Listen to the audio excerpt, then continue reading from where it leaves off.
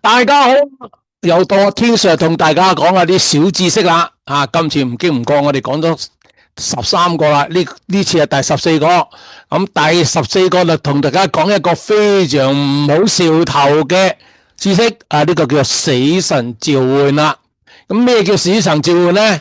聽個字眼都知啦，唔係幾好啦。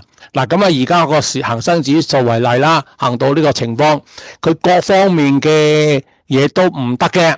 例如圖形啦，係岌岌可危啦，指標亦都非常之差啦，至於佢嘅成交量嘅配對咧，亦都係猛咁出貨啦，即係喺圖表上喺技術上嘅層面咧係冇導好噶，咁冇導好，結果就點啊？結果梗係個市好容易冧落去啦。嗱，咁呢個名詞咧就係嚟形容呢個意思啦。嗱，咁我哋以呢個恒生指數嘅周線圖為例啦，同你大家解釋下咩叫死神召喚啊，即係乜都唔好。嗱，首先我哋講下恒生指數嘅結構先。嗱，佢由最低14597喺2022年中14597就一路升，升到最近今年嘅年頭最高係做205.6啦，係非常之凌厲啊！升就升咗成倍咁滯。咁當其時205.6嗰日咧，就好多同學仔咧就問追唔追貨。嗱，我嗌佢哋千祈唔好追啦。上次解釋咗俾大家聽啦，呢個叫回光返照啦，千祈唔好追啦。跌市之前嘅一刻追貨，追完就冇啦。咁結果果然係啦。咁行到目前呢個周線圖出現咩現象咧？點解話佢唔好咧？嗱，你會睇到咧，佢係之前行咗一浪啦，跟住出現嘅二浪嘅回吐咧，回吐都回得好深啦，就係14794啦。跟然之後就出現一個上升，呢個上升量都行咗好耐噶啦，都行咗差唔多年半咁滯噶啦，咁啊一路去到近期嗰個205.6啦。咁去到205.6呢日咧，你望下嗰個另外一個呢個左手邊呢個係之前喺2020年附近咧呢陣時咧衝恒生指數係去到31000點樓上嘅，咁呢陣就出現咗一個打橫嘅回吐啊！呢度係一個蟹貨，呢個蟹貨都唔少日子嘅，都好勁嘅接近有半年嘅呢個蟹貨。咁呢個咧係一個沉重嘅蟹貨區嘅。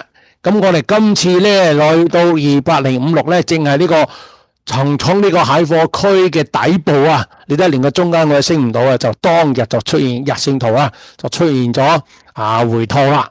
回吐之後咧，都曾經亦都出現咗頭肩頂嘅形態。咁最近連頭肩頂嘅頸線穿埋，今日後抽又完結埋。咁而家輪到點啦？輪到周線圖咯。周線圖咧就次次去到25000附近咧就掃翻上去噶啦。但係呢啲唔好嘅現象噶呢個係去到嗰度係消耗咗啲購買嘅能力噶啦。咁買下咧，始終要跌就要跌噶啦。醜婦終須見家翁噶。你嗰個25086咧已經係曾經試過1、2次嘅下套噶啦。今個星期咧，下個星期出嚟咧因為嗰個日線圖嘅頭肩頂已經後抽完結啦，所以會向呢個24500點個地方進發，咁即係真正跌穿25086啦。咁嘅情況咧，後市真係會跌到比較好低噶。好啦，咁我哋解釋佢嘅技術層面咯。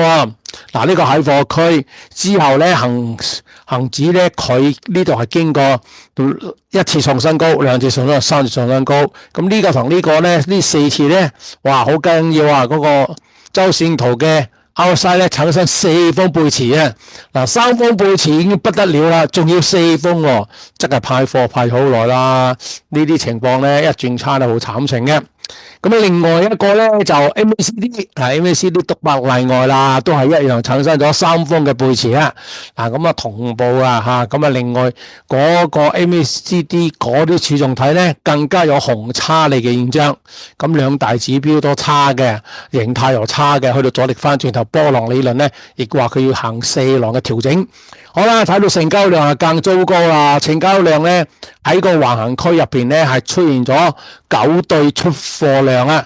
出貨嘅意思即係話咧呢個星期嘅成交量係沽出嘅量咧係比對上週係多咗好多啊！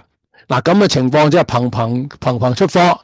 咁喺上個星期都係屬於出貨量噶啦，最近呢三批都係出貨量嚟噶咁所以嚟講咧，上個星期沽壓非常沉重，咁未來一個星期即係下週咧，都係驚心動魄噶啦咁總言之就唔係好，如果唔好快上翻25000樓上咧，咁就麻煩啦咁就向下咧會引嚟嗰啲咁嘅止蝕盤出嚟沽噶啦，止蝕盤一沽咧就非同小可咁大家真係小心啦。咁會跌嘅目標究竟去咗邊咧？咁由於我哋當佢四浪調整嘛，咁四浪調整嚟講咧就唔會同一浪重疊嘅。嗰個一浪咧就係上一次係2700嘅，即係呢一次咧希望喺一浪頂之前收兵啦。如果以黃金比率嘅度位咧，嗰個位置係23016，咁希望呢一次可以停喺23616咧，就組織再度回升，再行一個五浪嘅進發。五浪嘅進發咧就係會高過28000嘅，咁我亦都相信呢個四浪調整完之後咧，未來係會有個五浪嘅進發，即係未來咧今年年底咧好大機會咧又去翻28000點樓上嘅，即係30000點。所以呢次嘅回吐咧，我哋喺度策略上咧就喺度做緊啲 short put 收貨，趁低收貨 short put。咁我俾每周錦囊大家睇下啦，我哋向大家報告咧已經，我每一個星期咧就會發一個報告俾我哋每周錦囊嘅學生去預示未來一個星期係點處理啲貨同埋點樣睇啦。我哋喺1月28號嗰期嘅發佈咧就話俾你聽，恒指咧最高做呢個28056咧，咁呢啲係大跌市嘅追貨嘅啫，就千祈唔好追入去啦。咁亦都預示同大家講咧，如果跌出嗰個支持位26360咧，26363就已經係證明咗咧係成個市就完結咗噶啦，即係三浪完結噶啦咁呢個係我哋2月1號發俾大家嘅。好啦，今個星期日咧即係今日咧發出俾大家嘅錦囊咧就話咗俾人聽啦。我哋嘅呢個細節嚟講自己睇內容啦，我唔睇啦，太長就係要。今期咧點解要做嗰個死神召喚俾大家咧？因為好多同學我用呢個名詞咧，佢哋唔知咩意思所以我呢個喺呢個周每個錦囊嗰度咧文字就寫唔到咁多咁所以用圖表解釋會清楚啲。咁大家上去 YouTube 嗰度睇啦，咁擺喺 YouTube 嗰度噶啦。